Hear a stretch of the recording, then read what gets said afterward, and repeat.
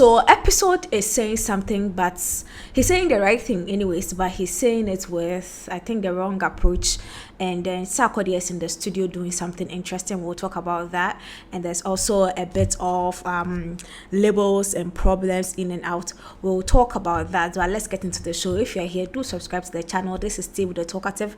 I am the Talkative. Yes, comment below, share the content. If you diss me, I'll like it. If you say something nice, I'll come and comment and share my love to you as well. Now let's get onto it. Now episode has made a post saying that whenever would there be a day where you don't raise what you are doing without talking down or downplaying other people's efforts? Now, you know, a lot of things have been happening in our entertainment industry, and episode, it seems like he's suffocated by that attitude and he wants to talk about it. In as much as what he's talking about is quite crucial, I think his approach is not the right way. Now, I keep saying that you can never make any change if you refuse to name and shame.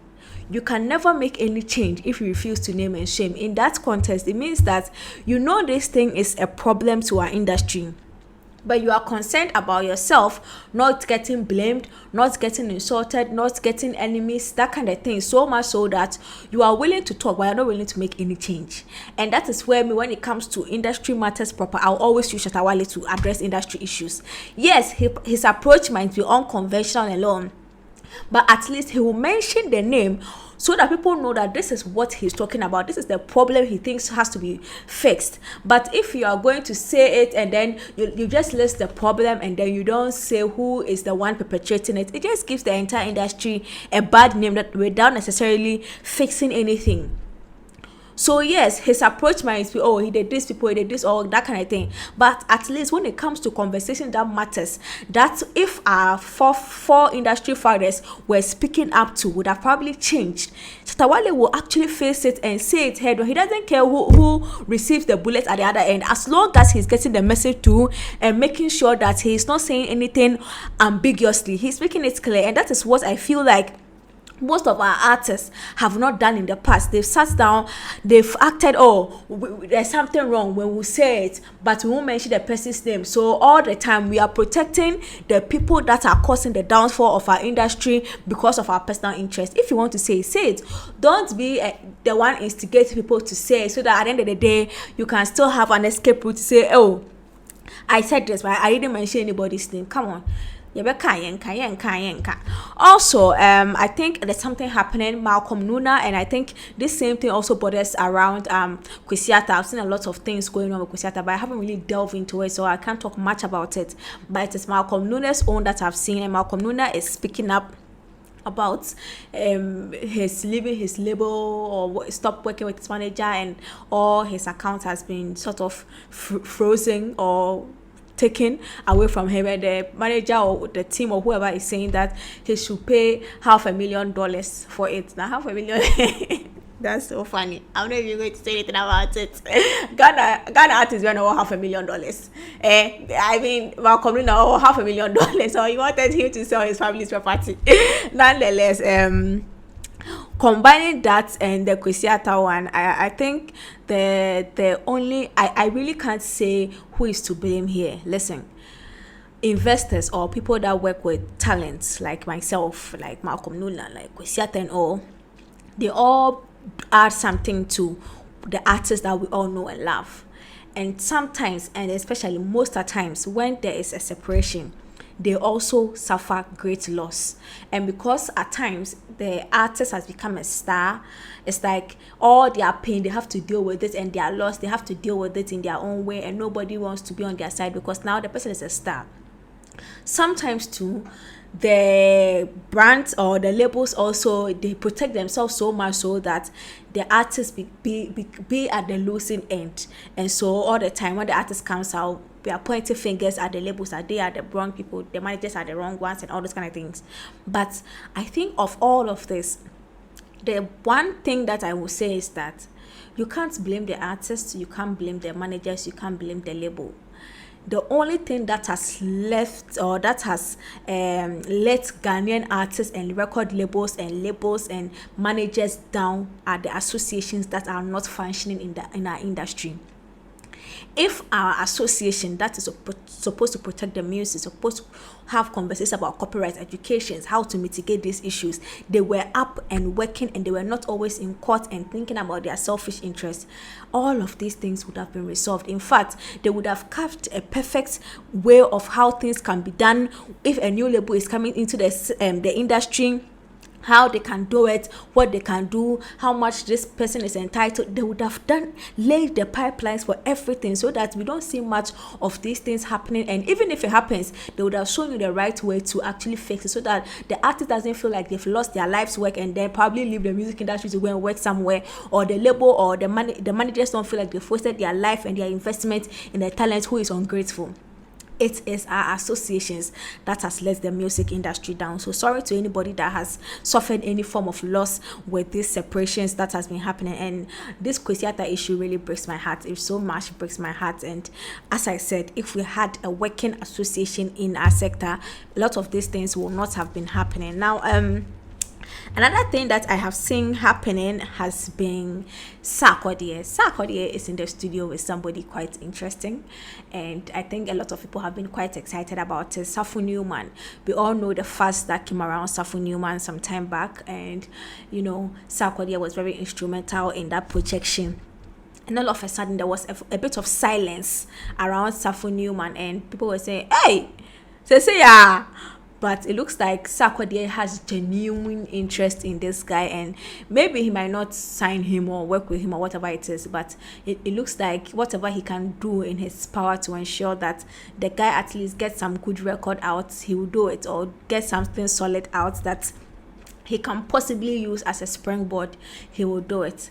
So we've seen that Sarkodie has posted a studio session with Newman. If he's featuring him or he's working with him, I can't tell. Or if he's paying for a production for him, I really can't tell. But so far, I think there is going to be some form of collaboration. That is what I can predict, and I'm hoping that is it. Now, as this video surfaced, a lot of people have come out to say, hey, that's the same thing he did. And then a friend is saying, Busum Young, they've listed a tall list of artists Sarkodie did work with that they are nowhere to be found. Listen, don't be daft. It is not Sarkodie's duty to ignore his work, to actually be the one in charge of another artist's survival in this industry. No. This industry is each man for himself, and we have to be appreciative of people like Sarkodie. If 10% of our talent here are A-list and B-list artists here in Ghana, they were showing interest in younger talent like the way Sarkodie has done, the way he keeps sharing their music, he keeps working with new ones, keep doing features with them. If 10% of our big artists were doing that, I think we would have discovered more talent and would have projected more new talents up. Most of them don't do that. The only time you see Ghana artists picking up another artist is when they're in the studio with them. When they are in the studio with them, they don't do that. Also, it is not Sarkodie's duty to say, oh, you are a talent, a young talent, I have worked with you, so now I have to make sure that no matter what you blow. No. Cannot determine what happens to you after your 15 minutes of fame. He cannot determine that. All he can do is what he's doing, trying to be there, support you, do collaborations with you. Now, those of you say that they'll do the collaboration and then it will fall down. Massa, that is all has nothing to do with Sarkodie and all the kind of unnecessary things you want to say. It has got to do with the artist having a team, having a label or investment that is holding him up, and having the new, authentic, correct talent that is keeping him going, or has gathered some fan base that love him for what he does. Sarkodie cannot spend the rest of his life saying that Chinchinacha, I'm going to make Safo Newman a star, or I'm going to make whoever it is that I work with a star. No. He will give you the leverage that his brand can give you, and then you with your team and whoever that is supporting you, whether it's an investor or a label, will now see how you can use that leverage he's giving you in the industry as a springboard to the rest of the world. No, he can't do that for you. So those of you saying those things, it be yawa, like I'm just there reading when I was in Ghana for the yabon. Hey Charlie, like it be yawa, yeah. Somebody features somebody, an A-list artist features somebody. Instead of us to see how we can push the guy, we are looking at how the guy will die off after that. What is wrong with all of us? Like, come on, what is really wrong with all of us? And we have seen Olele has posted something the song is called Angels and Demons. As I sit here, I don't know if the song is out. I have checked Boomplay. I've checked Boomplay. I've not seen it there. I don't know if it's an old song or it's a teaser or it's a leak of something that's to come. But certain things Sarkodie is saying in the song is kind of crazy, Charlie. It looks like right now Sarkodie is beyond that, saying what he feels on Twitter for it to trend, and he feels like if you are a gatekeeper and you think that you are the one going to ensure what he becomes or what he is and who he is, you are a joke. He's not going to waste his time, but he's also pained with things that are happening, and it's like whenever there's something happening he wants to support, people are like, oh, he's come to overshadow the new artist, which I said was one of the dumb things that has been happening with this whole Safo Newman conversation, and he calls those gatekeepers fake. And then he went on to address another thing that says that, oh, well, there's this person in the industry that is always fooling. They love him. He still they love him. But Charlie, you are an old man. Stop the fool. It looks like it is only Twitter trends that you are looking forward to, and then your price keeps lowering. And if it looks like your goal as an artist is Twitter trends, and your price keeps lowering, whoever this person is talking about, Sarkodie is talking about, I don't know who that is. I don't want to mention him before the people come and say, you don't mention anybody's name, so please, I'm not going to ask you who you think he's talking about. But if you're an artist and Twitter trends is your only goal, and you are fooling with everybody and you are saying things and your price keeps lowering, probably he's talking about you. So this has been Tea with the Talkative. Do subscribe to the channel, press the bell icon, and if there's anything you have to do it now. Haslucha.